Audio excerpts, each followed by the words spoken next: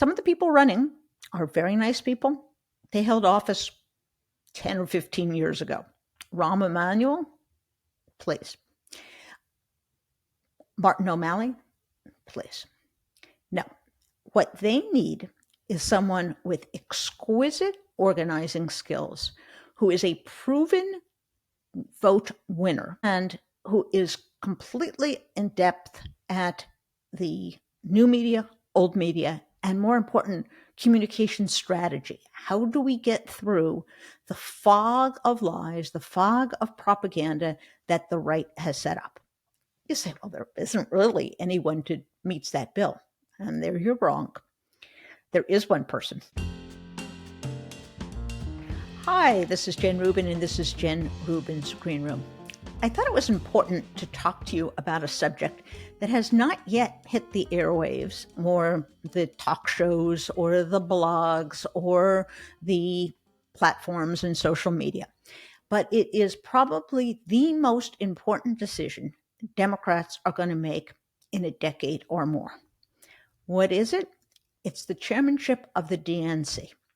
Now you say, the DNC, who cares about that? They don't do anything. They're kind of inert. It's old school. They raise money, but they're so irrelevant. And that's the point. They need a wake-up call. They need a new vision for what the DNC can and should be.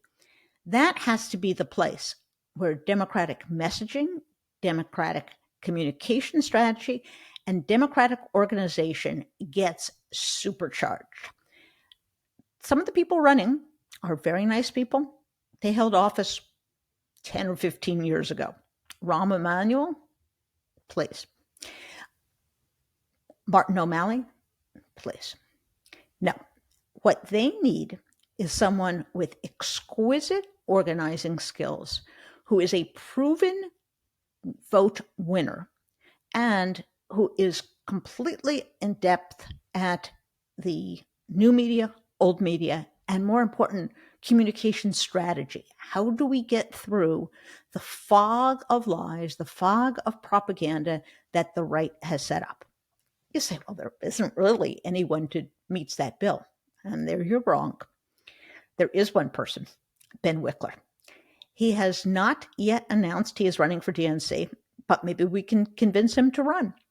He is currently the head, as many of you know who follow my work, of the Wisconsin State Democratic Party.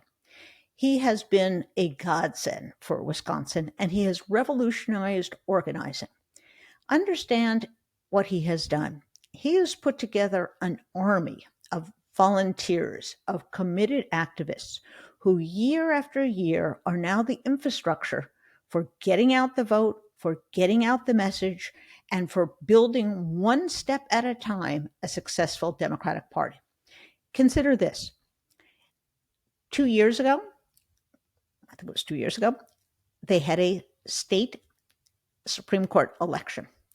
Ben understood how important this was.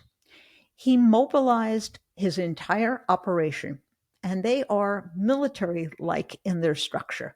They go neighborhood by neighborhood, block by block, and they pulled people out to vote. Why was this so important? The Supreme Court was 3-3 divided.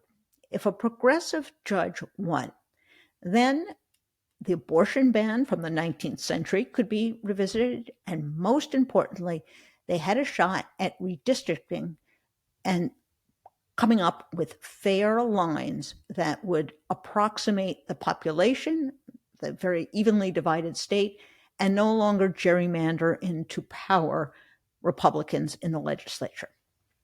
So he went about doing that. He did that. He won. Then what happened? Well, wouldn't you know? They came up with new maps. Wouldn't you know? They went out this election and they won several seats in both bodies.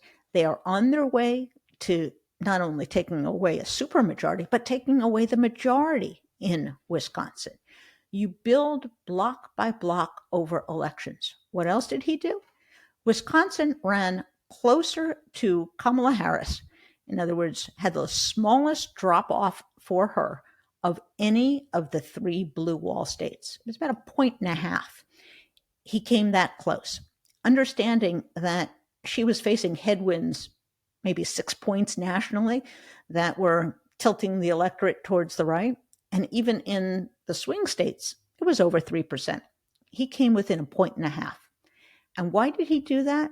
Well, first of all, they had those legislative races. People wanted to get out and vote. They could actually vote for people who might win.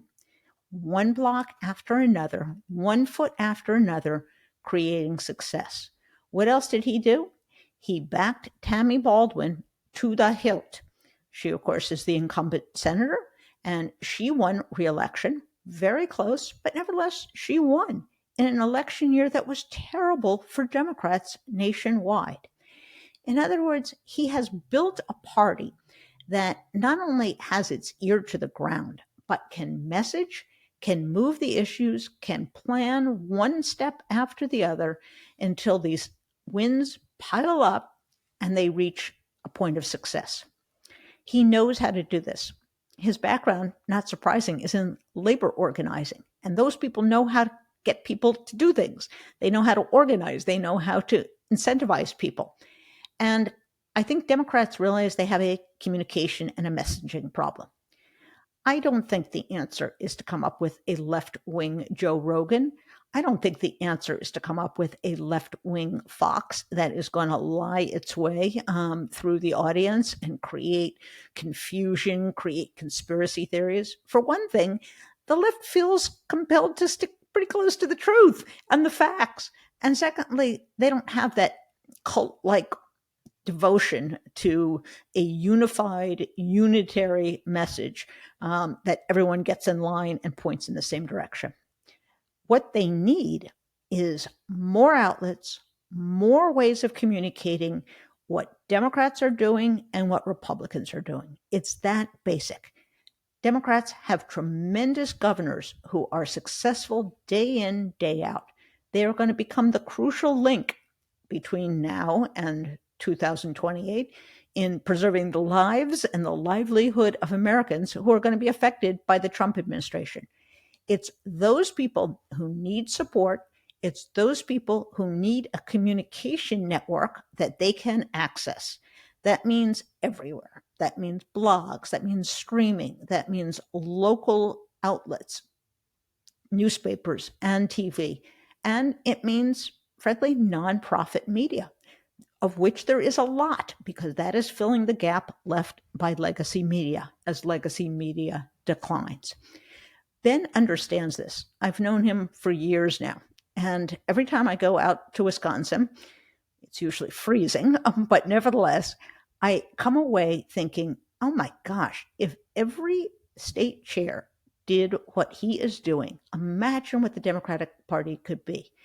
It could be cutting edge on communication, cutting edge on messaging. It could be at the top of the game in terms of boots on the ground, field organizing. And it could do what the Republicans did and Democrats didn't, which was do online get out the vote organizing as well. It's a very hard task.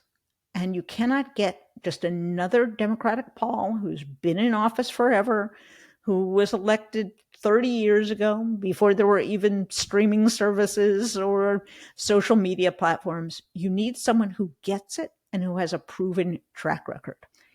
Why am I telling all of this to you? Because you guys actually have a voice in this. There are members of the Democratic National Committee. You can go online and find them. You can use their social media networks to put the word out. You can voice your support. The ultimate decision is going to be made by a few hundred people who make up the Democratic National Committee.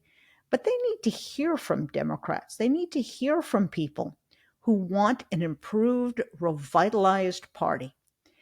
They have to make the Democratic National Committee relevant, cutting edge, and really the road by which Democrats return to power. So I urge you to start thinking about this now. And you can do something else. Ben has not officially declared. I haven't spoken to him. I haven't told him I'm doing this.